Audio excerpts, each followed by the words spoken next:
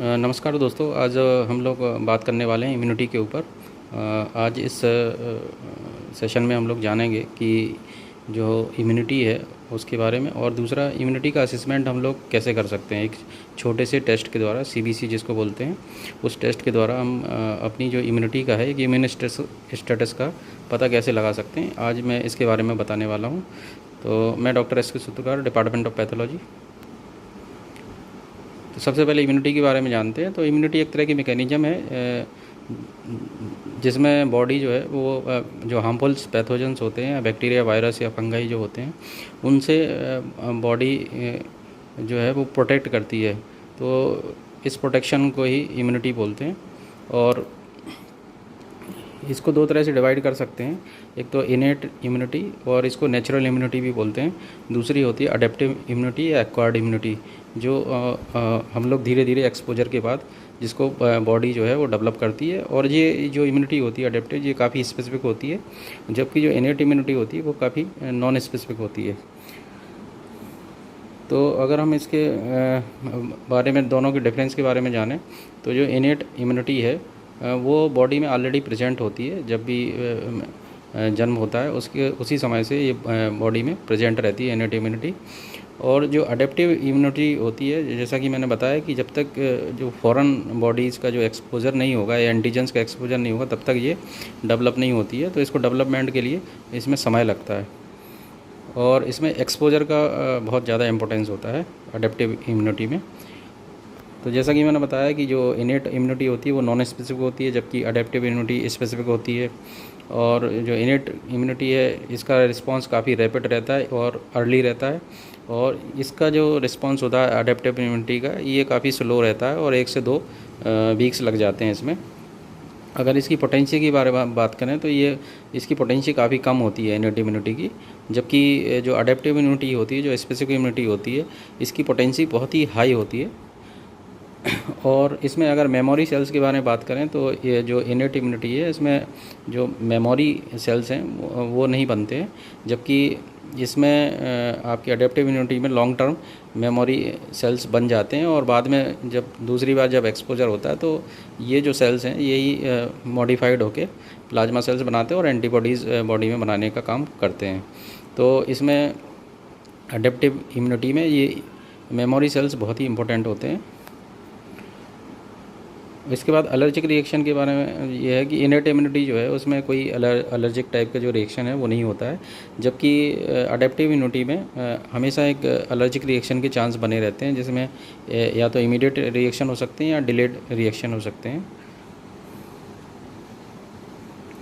तो यहाँ पे डायग्राम में आप देख सकते हैं कि जो सेल्स हैं वो किस तरह से पार्टिसिपेट करते हैं। जो इनेट इम्यूनिटी की जो सेल्स होते हैं उसमें मैक्रोफेज हो गया, आपका नेचुरल किलर सेल्स हो गए, न्यूट्रोफिल्स, यूसिनोफिल्स, बेसोफिल्स और डेंड्राइटिक सेल्स। इसके अलावा जो अडेप्टिव इम्यूनिटी के जो सेल्स हैं, जिसकी जो स्लो रिस्पांस होती है, तो इसमें मेन जो रहते हैं वो बी सेल्स या लिम्फोसाइट्स होते हैं। तो लिम्फोसाइट्स को आप देख सकते हैं कि ये एंटीबॉडीज़ बनाने का काम करते हैं, बी सेल्स या बी लिम्फोसाइट्स। और जो टी लिम्फोसाइट होते हैं तो इसमें CD4 सेल्स होते हैं और CD8 सेल्स होते हैं। जो CD4 सेल्स होते हैं ये जो बी सेल्स हैं उनको हेल्प करते हैं एंटीबॉडीज़ बनाने में, जबकि जो CD8 सेल्स होते हैं या CD8 जो लिम्फोसाइट्स होते हैं, ये बेसिकली सेल को डिस्ट्रॉय करने का काम कर देते हैं।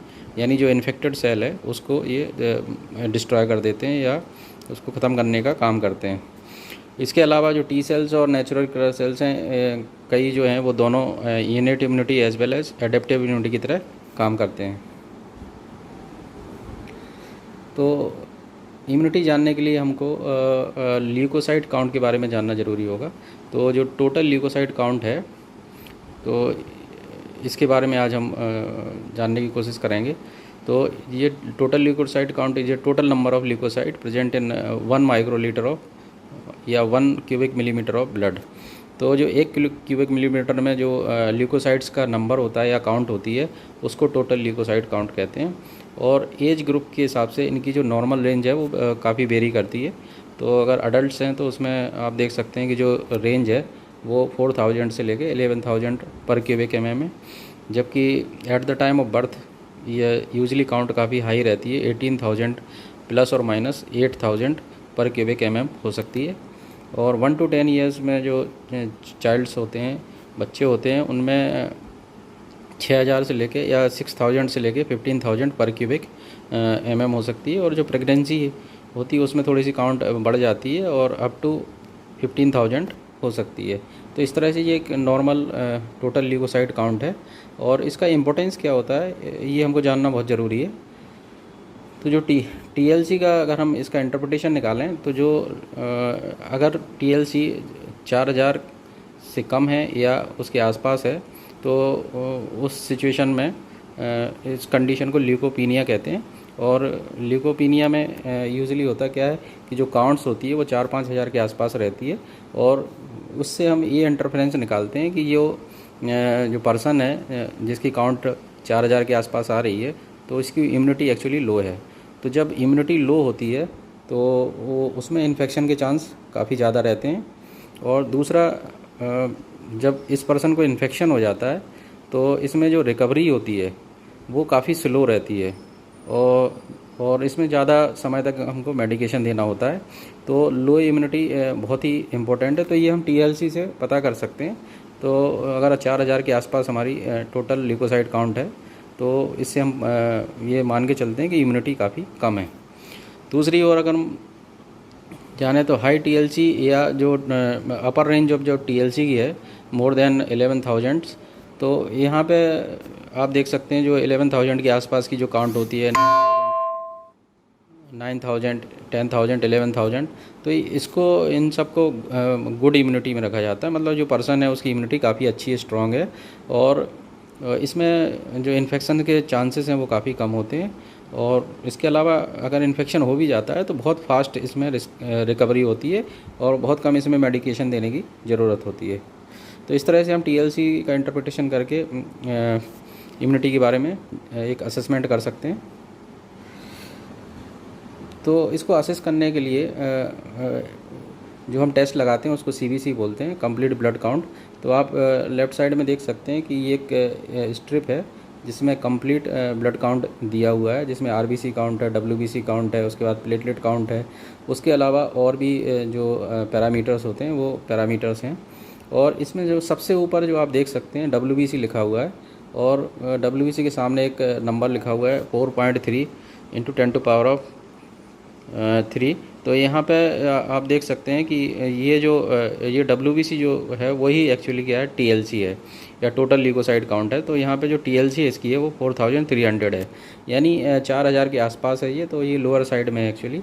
तो इसकी इम्यूनिटी जो है इस पेशेंट की या इस पर्सन की इम्यूनिटी काफ़ी कम है और इसमें बहुत ज़्यादा चांस रहते हैं इस सिचुएशन में इन्फेक्शन होने के, या जो इन्फेक्शन हुआ है तो उसको ठीक होने में भी काफ़ी समय लगता है इसमें और मेडिकेशन भी ज़्यादा समय तक देना पड़ता है। दूसरी ओर हम दूसरा एक और स्ट्रिप देखें सीबीसी की, तो इसमें आप देख सकते हैं कि काउंट 9500 है।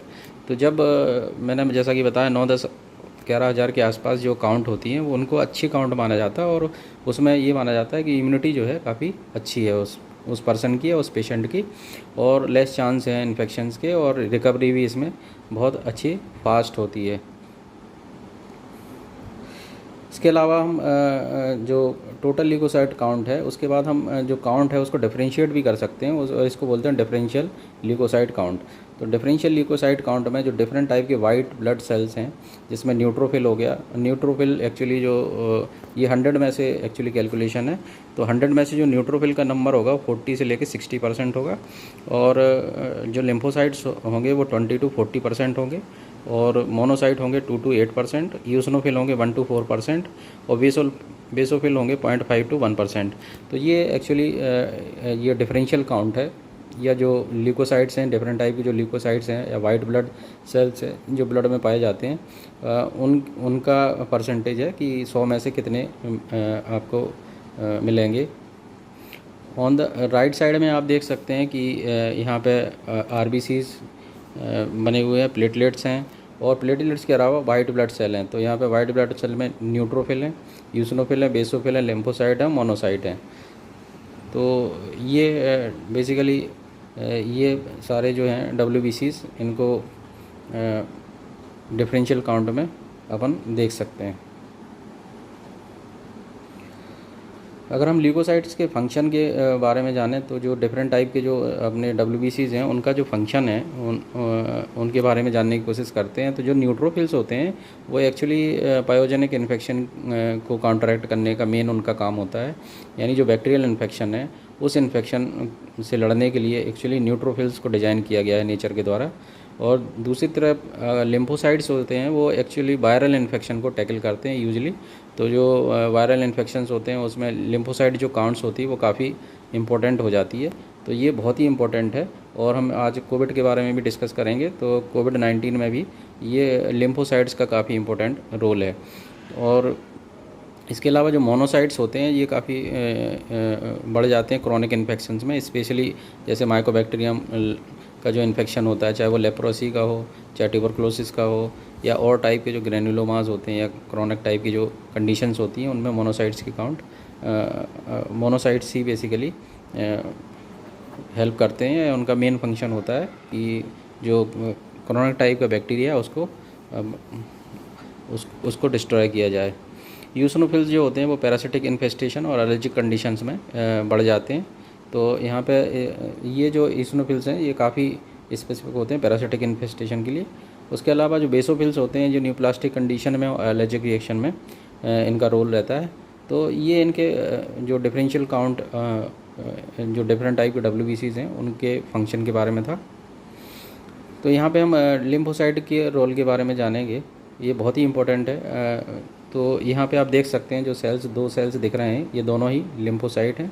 और लिम्फोसाइट में आप देख सकते हैं कि सेंटर में न्यूक्लियस है और उसके चारों तरफ एक छोटा सा रिम है साइटोप्लाज्म का।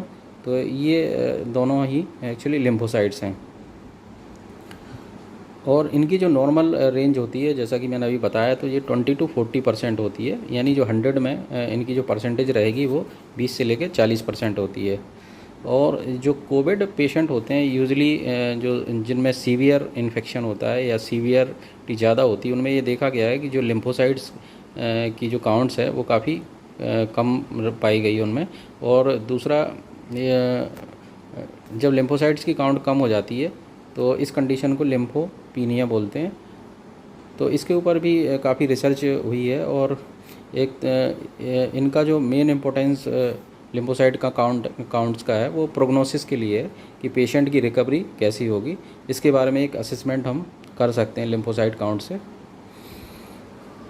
तो यहाँ पे आप देख सकते हैं ये जो CBC स्ट्रिप है इसमें लिम्फोसाइट परसेंटेज लिखा हुआ है और लिम्फोसाइट परसेंटेज के सामने लिखा है 24.8%।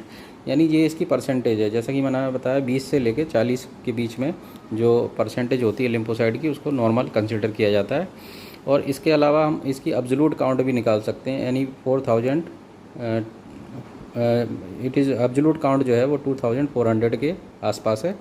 तो इस स्टेप से हम दो पैरामीटर निकाल सकते हैं। तो लिम्फोसाइट लिम्फोसाइट की जो काउंट्स है उसका पता कर सकते हैं और दूसरा एब्सोल्यूट लिम्फोसाइट इस काउंट की बारे में पता कर सकते हैं। और जैसा कि मैंने बताया कि ये लिम्फोसाइट्स होते हैं इनका मेन काम होता है वायरल इन्फेक्शन से लड़ने का।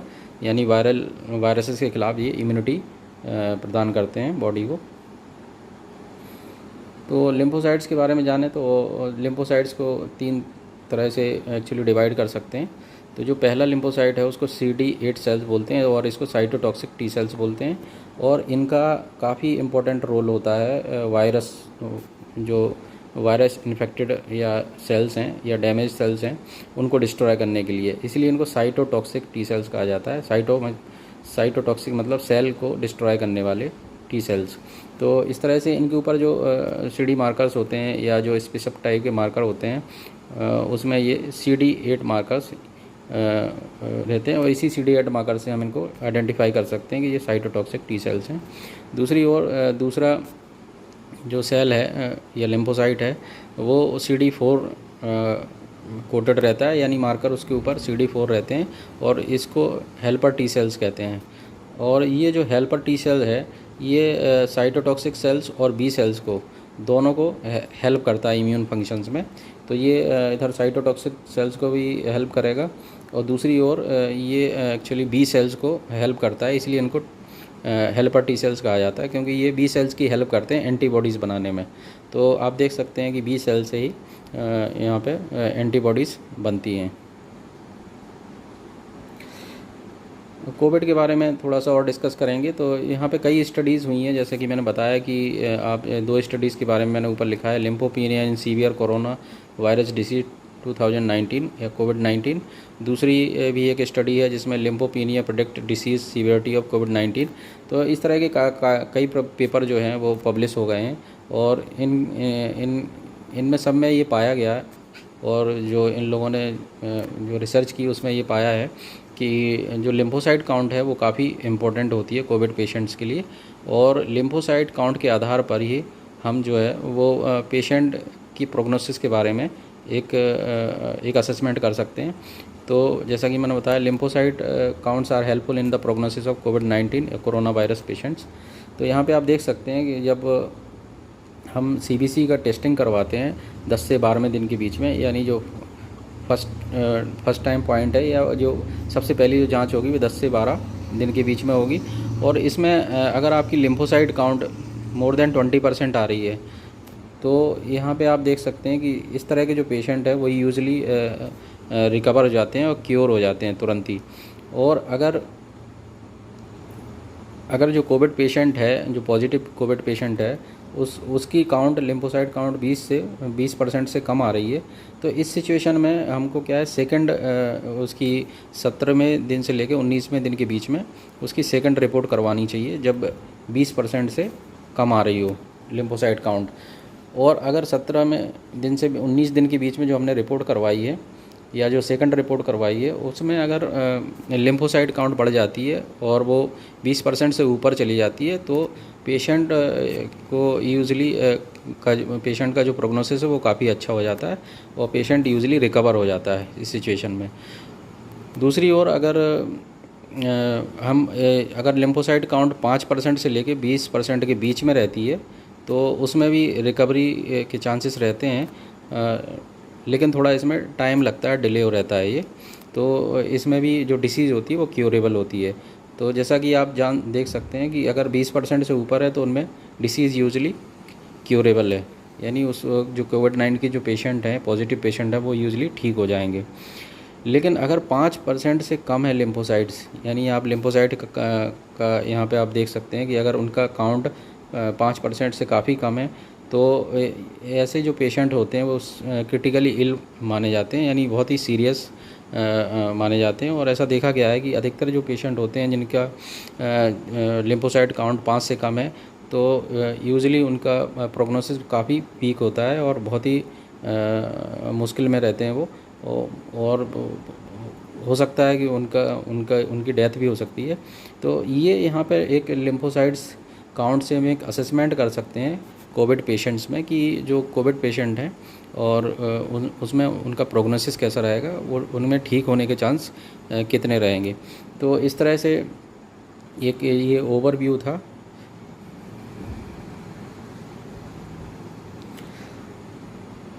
तो जो हिस्टोग्राम मैंने दिखाए हैं वो एक्चुअली मैंने अपनी book interpretation of CBC histogram से लिए हुए हैं।